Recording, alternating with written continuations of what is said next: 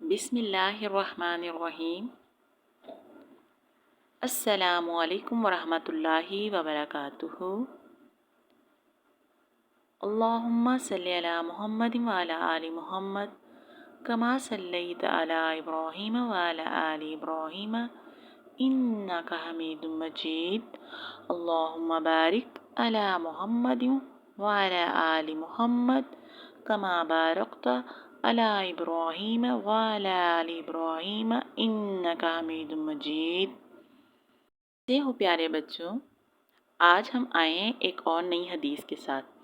پہلے پیارے بچوں آپ سب ریوائز کر لیں کہ ہم نے پہلی حدیث پڑھی تھی انما الاعمال بالنیات، اور اس میں سٹوری پڑھی تھی ہم نے صحابہ کے گھر کی۔ Our action depends on our intentions۔ آپ سب کو یاد ہوگی مجھے امید ہے، اور آپ میں سے بہت سے بچوں نے تو ماشاءاللہ مجھے لکھ کر بھی دکھائی تھی۔ تو آپ کو ایک اور بات بھی بتانی تھی۔ آپ کو پتہ ہے میں نے جیسے درود شریف پڑھی، کیونکہ نبی کریم صلی اللہ علیہ وسلم کی سنت کو، ہر حدیث کو پڑھنے سے پہلے درود پاک پڑھنا چاہیے۔ اب میں آپ کو یاد کرواتی ہوں دوسری حدیث۔ ہم نے دوسری حدیث پڑھی تھی الدعاء هو العبادۃ، کہ دعا وہ عبادت ہے۔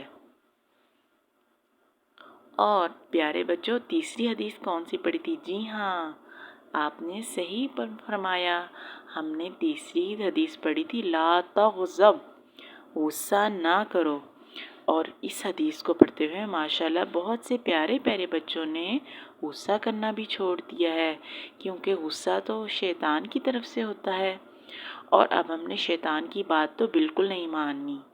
اس لیے ہم نے پھر چوتھی حدیث پڑھی تھی لا تحاسدوا، ایک دوسرے سے حسد نہ کرو۔ اور اس میں ہم نے کہانی پڑھی تھی کٹو بیگم کی۔ کٹو بیگم کی کہانی تو سب کو یاد ہے نا۔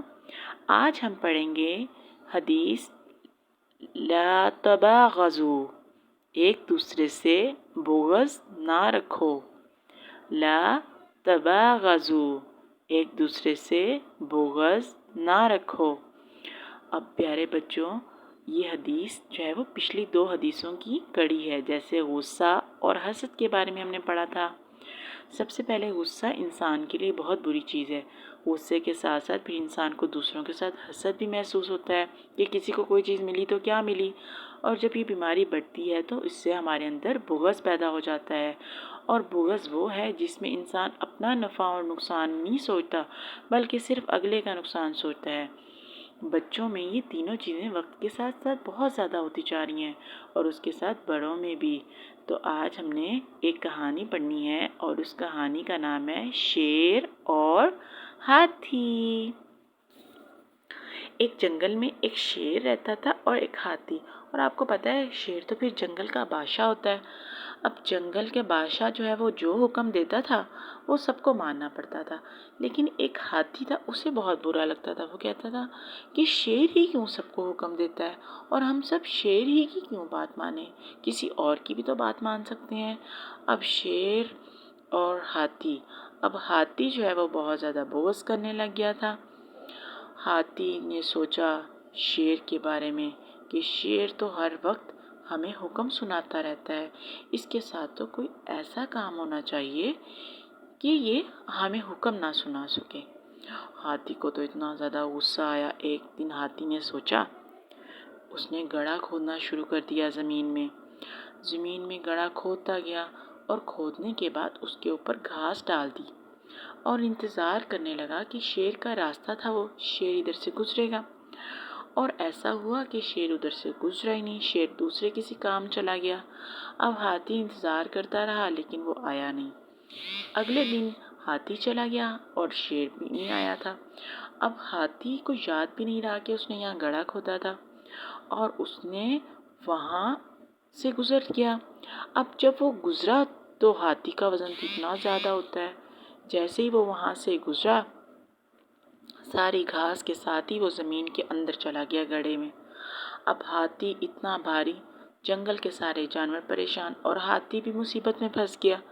ہاتھی کو سمجھ نہیں آ رہا تھا کہ اب وہ کیا کرے۔ ہاتھی بہت چلایا، سارے جانور اس کے پاس آ کے کھڑے ہو گئے۔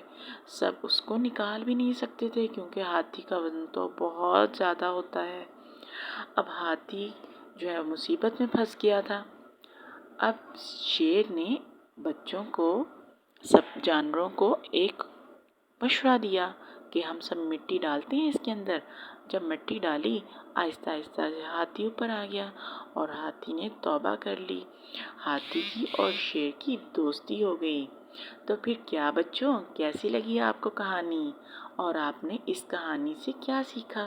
اس کہانی سے ہم نے یہ سیکھا کہ ہمیں کسی کے ساتھ بغض نہیں رکھنا چاہیے، ہر کسی کے ساتھ دوستی سے رہنا چاہیے۔ اب بغض کرنے سے ہاتھی کا کیا ہوا تھا؟ ہاتھی کا اپنا ہی نقصان ہو گیا تھا نا۔ تو پیارے بچوں، آپ نے اس کہانی سے ضرور سبق سیکھا ہوگا اور آپ کا کام ہے آپ نے اس کو اپنی کاپی پر رائٹ بھی کرنا ہے۔